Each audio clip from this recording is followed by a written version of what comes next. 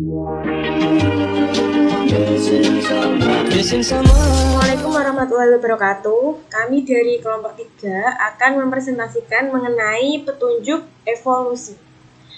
Nah, kami beranggotakan Miftahur Rohmah NIM 16, Mailani Maya Sufa NIM 18, Selvina Dimasinta NIM 21, Rikah Mulyatini NIM 23, dan Istia Nurhayati NIM 25. Nah, langsung saja ke pembahasan yang pertama ya teman-teman, yaitu catatan fosil. Fosil berasal dari bahasa Latin, yaitu fossa, yang berarti menggali keluar dari dalam tanah. Fosil juga dapat diartikan sebagai sisa-sisa makhluk hidup yang terkubur menjadi batu atau mineral. Jadi, fosil itu merupakan sisa-sisa makhluk hidup yang dulu pernah ada, kemudian terkubur dan atau terpendam, kemudian termineralisasi menjadi batu. Nah, ilmu yang mempelajari tentang fosil adalah paleontologi. Para ahli paleontologi dalam menemukan fosil telah menunjukkan bahwa kehidupan ini telah mengalami perkembangan. Hal ini dibuktikan dengan penemuan fosil pada masa lalu yang memiliki karakteristik spesies, ukuran, dan struktur anatomi yang berbeda dengan karakteristik spesies yang hidup sekarang. Jadi ilmuwan itu menemukan fosil, yang hidup pada masa lalu berbeda dengan fosil yang hidup pada masa sekarang. Nah, perbedaannya bisa terletak pada struktur anatomi maupun morfologinya. Nah, perbedaan inilah yang menjadikan bukti bahwa fosil itu bisa menjadi petunjuk evolusi. Nah, sebagai contoh yang pertama, fosil dijadikan sebagai petunjuk evolusi, yaitu pada fosil dinosaurus. Ya, kita tahu bahwa dinosaurus telah mengalami kepunahan di masa lalu. Hal ini disebabkan karena dinosaurus tidak mampu beradaptasi dengan lingkungannya, sehingga tidak lolos dalam seleksi alam dan akhirnya terjadi kepunahan. Nah, kepunahan dinosaurus ini menjadi bukti bahwa hewan tersebut telah mengalami evolusi. Nah, ini gambarnya ya teman-teman. Ini adalah fosil dinosaurus jenis Titanosaurus yang ditemukan di Argentina pada Januari 2021 lalu. Kemudian contoh yang kedua yaitu pada evolusi ikan paus. Para ilmuwan juga mengemukakan bahwa paus atau cetacea berasal dari mamalia darat. Terdapat hipotesis yang menyebutkan bahwa nenek moyang ikan paus berkaki 4. Nah, para ahli berhasil menggali fosil-fosil ikan paus yang telah punah dan memiliki tungkai belakang. Nah, tungkai belakang ini nantinya lama-lama akan hilang dan digantikan dengan sirip. Nah, ini gambarnya ya teman-teman. Ikan paus, hipotesis itu menyebutkan bahwa dulunya ikan paus berasal dari mamalia darat yang berkaki 4. Kemudian mengalami transisi menjadi hewan akuatik. Kemudian lama-lama tungkai belakangnya itu akan hilang dan berubah menjadi sirip. Nah, fosil-fosil tersebut juga menunjukkan bahwa Pachycetus dan Rodhocetus memiliki tipe tulang pergelangan yang juga dimiliki oleh kelompok hewan mamalia darat seperti babi, kuda nil, sapi, unta, dan juga rusa. Nah, penemuan ini semakin memperkuat hipotesis tadi ya, yang menyebutkan bahwa ikan paus berasal dari mamalia darat. Nah, sebagai contoh yang ketiga, juga terdapat di Museum Pati Ayam yang kita kemarin kunjungi ya teman-teman. Di Museum Pati Ayam terdapat fosil gajah purba dan juga gajah modern, gajah purba jenis Stegodon dan juga gajah modern jenis Elephas. Nah, gajah purba jenis Stegodon ini telah mengalami kepunahan akibat tidak bisa beradaptasi dengan perubahan iklim sehingga tidak lolos dalam seleksi alam. Sedangkan gajah modern jenis elephant mampu bertahan dan tetap lestari karena lolos dalam seleksi alam. Kemudian selain itu juga ditemukan berbagai jenis kerang laut di sekitar Museum Pati Ayam ya. Nah, hal ini menunjukkan bahwa dulunya di sekitar Pati Ayam itu berupa lautan dan sekarang telah berubah menjadi daratan.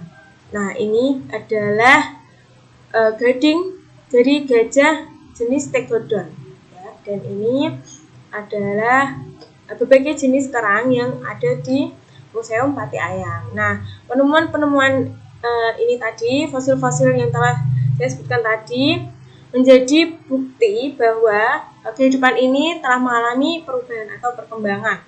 Seperti yang tadi dulunya berupa lautan, kemudian berubah menjadi daratan, kemudian dulunya ada, sekarang tidak ada. Nah, itu adalah bentuk dari evolusi. Nah, jadi fosil ini, catatan fosil merupakan petunjuk dari evolusi atau bisa menjadi bukti bahwa evolusi itu ada. Nah, pembahasan yang selanjutnya akan dijelaskan oleh teman saya. Terima kasih. Selanjutnya yaitu homologi anatomis dan molekuler. Nah, evolusi itu memberikan penjelasan bahwa suatu spesies dalam hubungan dengan spesies lain yang memiliki hubungan kerabatan, maka spesies tersebut memiliki dalam persamaan struktur anatomi. Nah, hal tersebut disebut homologi. Homologi juga bisa diartikan yaitu kesamaan pada beberapa spesies yang dihasilkan dari leluhur yang sama. Nah, di sini yang dibahas dalam homologi yaitu satu, kemiripan pada struktur tulang, yang kedua kemiripan anatomis embrio vertebrata, dan yang terakhir kesamaan kode genetika. Yang pertama yaitu kemiripan struktur tulang. Nah, kemiripan struktur tulang didasarkan yaitu pada organ gerak hewan bagian depan yang memiliki struktur yang hampir sama seperti struktur karpal, mata karpal, dan struktur jari. Yang pertama yaitu struktur karpal, merupakan sebuah saluran sempit pada pergelangan tangan yang berbentuk oleh pergelangan, yaitu berada di bagian tangan. Yang kedua yaitu metakarpal, bagian tulang yang menghubungkan pergelangan tangan dengan jari tengah. Yang ketiga yaitu struktur jari. Nah, berikut ini adalah contoh kekerabatan dari paus, katak, kuda, harimau, manusia, dan itu struktur jarinya hampir sama. Yang kedua yaitu struktur karpal dan metakarpal. Yang kedua yaitu kemiripan anatomis embrio vertebrata. Nah, membandingkan tahapan awal perkembangan embrio, beberapa spesies memiliki kemiripan pada embrio seperti bagian ekor dan pharyngeal. Nah,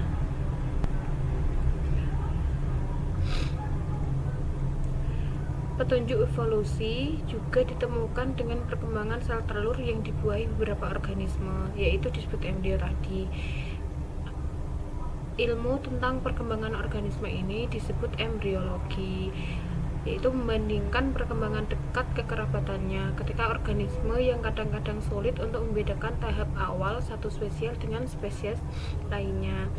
Nah, pada awal perkembangannya, ikan menunjukkan perkembangan yang mirip dengan embrio hewan lain dan manusia. Walaupun pada akhirnya bentuk dewasa setiap organisme tersebut menjadi berbeda.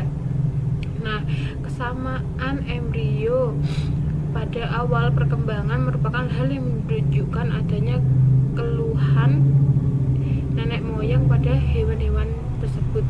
Adanya kesamaan nenek moyang pada hewan-hewan tersebut. Nah, kesamaan embrio ini sering digunakan untuk petunjuk telaah terjadinya evolusi. Jika dua spesies yang berasal dari nenek moyang yang sama, maka kedua spesies tersebut mungkin masih konten dalam perkembangannya. Nah, pada hewan vertebrata, perkembangan dan pertumbuhan embrio perubahan bentuk yang mirip satu dengan lainnya. Pada perkembangan lebih lanjut, embrio-embrio menunjukkan dengan perbedaannya. Nah, dalam embriologi, perbandingan tersebut hubungan kerabatan pada vertebrata yang ditunjukkan persamaan bentuk zigot perkembangannya yang disebut embrio. Semakin banyak persamaan yang dimiliki oleh embrio, maka semakin dekat hubungan kekerabatannya. Nah, Ernst Haeckel untuk mendukung teori ini yaitu menyantumkan gambar embrio seperti hewan pada ikan, penyu, dan ikan ayam pada manusia, sehingga seolah-olah awal embrio memiliki ruang antara satu dengan lainnya. Nah, ilmuwan lain yang mengkritik diantaranya adalah Michael Richardson, ahli embriologi dari London, bahwa embrio ikan dan penyu tidak memiliki kesamaan sama sekali. Penilaian bahwa Haeckel sebagai penipuan ilmiah yang memperhatinkan. Peneliti lain seperti R. Rutimeyer dari Jerman telah menggunakan gambar cetakan yang sama untuk menggambarkan embrio salamander, anjing, dan ayam. Nah, yang berikut adalah kemiripan anatomis pada ikan dan manusia, yaitu pada pharyngeal dan post-anal tail. Nah, yang terakhir yaitu kesamaan kode genetik. Ahli biologi juga sering bahwa setiap spesies memiliki kode genetik molekuler seperti DNA dan RNA. Kode genetik ini seperti pasangan basa adenin dan timin, guanin, sitosin. Nah, tersebut menunjukkan masing-masing spesies yang memiliki ciri yang universal. Adapun juga menurut ahli evolusi seperti John C. Avis sering menyebutkan bahwa setiap spesies berasal dari gen leluhur yang sama. Oke, sekarang saya Miftah Roma ingin menjelaskan tentang filogeni molekuler serta cara membacanya. Nah, filogeni itu apa sih? Nah, filogeni adalah sejarah evolusi dari suatu spesies ataupun hubungan kekerabatan spesies dengan kelompok spesies yang lain. Bisa dibuka bukunya pada halaman 37, di buku yang kalian beli di Pak Didi ya. Nah, ini contoh dari filogeni molekuler. Nah, itu juga bisa dilihat di bukunya Pak Didi pada halaman 37. Nah, saya mengambil contoh itu pada hewan pemakan daging, yaitu karnivora. Ordonya itu karnivora. Nah, memiliki keluarga yaitu ada 3, Felidae dan Mustelidae dan Canidae. Dan masing-masing itu memiliki genus. Kalau Felidae memiliki genus Panthera. Terus yang Mustelidae memiliki genus Texidae dan Lutra. Yang Canidae ada genusnya Canis. Nah, itu ada genus memiliki spesies yang ada memiliki spesies yang pertama Panthera memiliki spesies Panthera pardus, itu leopard ya, biasanya itu pada spesiesnya ada Taxidae taxus dan ada Lutra. Kalau canisnya ada Canis latran dan Canis lupus.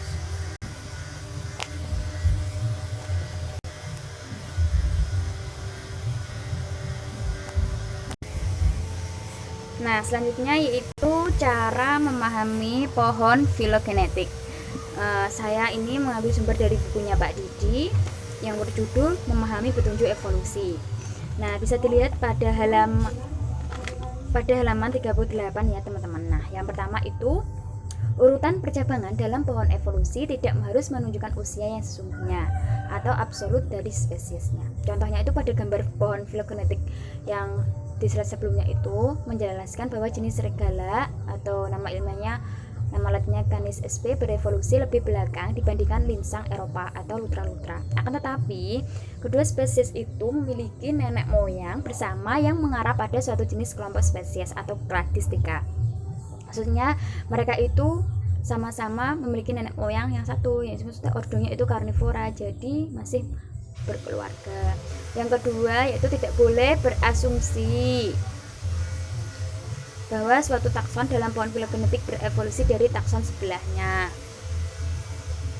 yaitu dari serigala Canis lupus mengalami evolusi evolusi jenis serigala. Maksudnya itu kita tidak boleh berasumsi bahwa cabang yang ada di sebelahnya. Kan ada Canis lupus dan Canis latrans. Nah, gitu.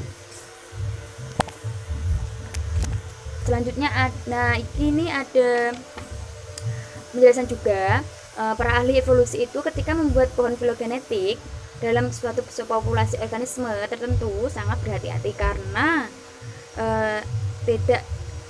agar tidak salah untuk menyimpulkan. Nah, selain itu juga beberapa ahli molekuler ataupun evolusi menyampaikan secara jujur bahwa dalam beberapa asumsi masih dilakukan penelitian ataupun penyelidikan lebih lanjut. Jadi kita tidak boleh untuk berpatokan itu karena itu penelitiannya masih berlangsung hingga sekarang. Nah, hal itu menegaskan bahwa evolusi bukan sekedar menjelaskan fakta.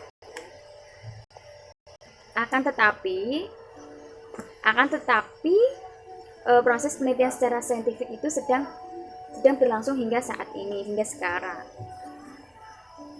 Nah, penyusunan filogeni jika menggunakan dasar sequencing DNA mitokondria, ada yang menjelaskan bahwa perbandingan molekuler asam nukleat menjadi perbandingan yang penuh tantangan. Kenapa penuh tantangan? Nah, kita simak berikut ini.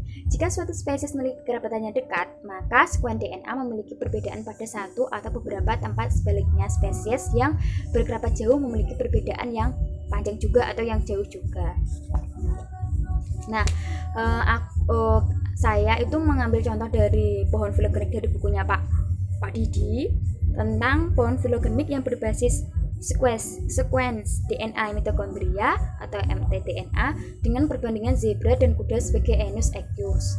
Maksudnya ini ya, ini kan nggak ada keterangannya, ordonya siapa, terus mungkin nenek moyangnya siapa kan nggak diketahui. Nah, itu tuh untuk memudahkan. Nah, itu tuh untuk memudahkan sebutan nenek moyang.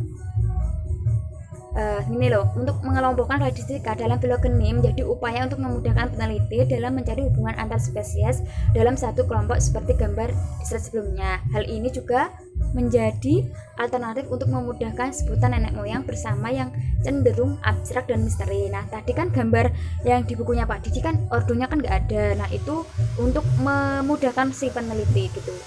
Nah, para peneliti menggunakan klat untuk menyebut kelompok leluhur spesies secara bersama-sama, biasanya menunjuk pada genus, famili, ataupun ordo. Nah, yang ini itu kan kalau menunjukkan DNA tadi kan, ini kan memiliki Nah, jika suatu spesies memiliki kekerabatan yang dekat, maka itu DNA-nya juga memiliki kemiripan gen.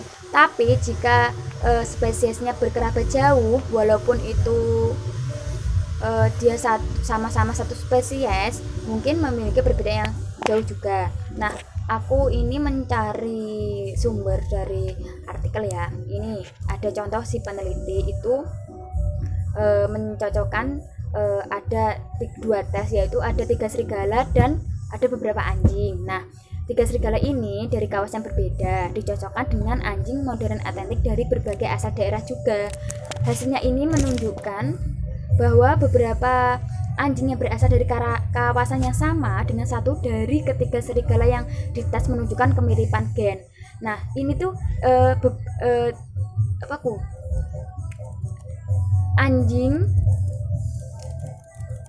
beberapa anjing dites DNA dengan satu serigala, tapi tempatnya itu tidak terlalu jauh, tempatnya itu dekat. Nah, itu menunjukkan ada kemiripan gen.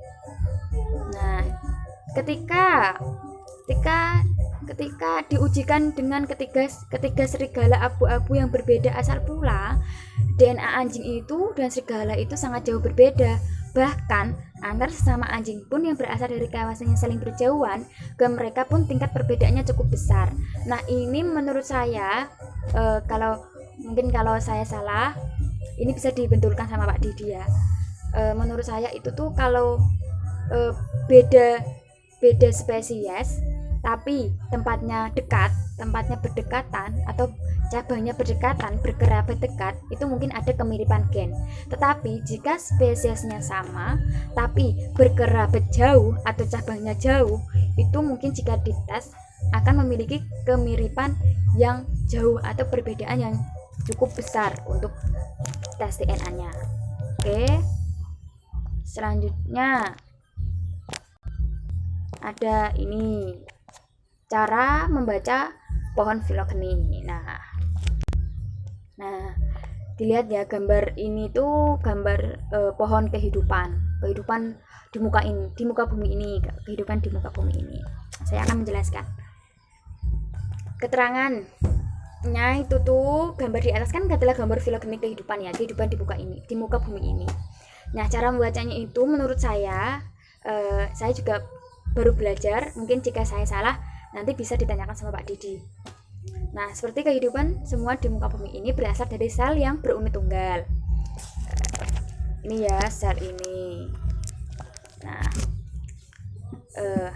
terus semakin berkembangnya zaman atau semakin berkembangnya makhluk di muka bumi ini, terus semakin ada cabangnya, semakin ke atas ada tumbuhan paku-pakuan, terus hewan yang berbadan besar-besar itu, terus ada bakteri eukariotik dan prokariotik.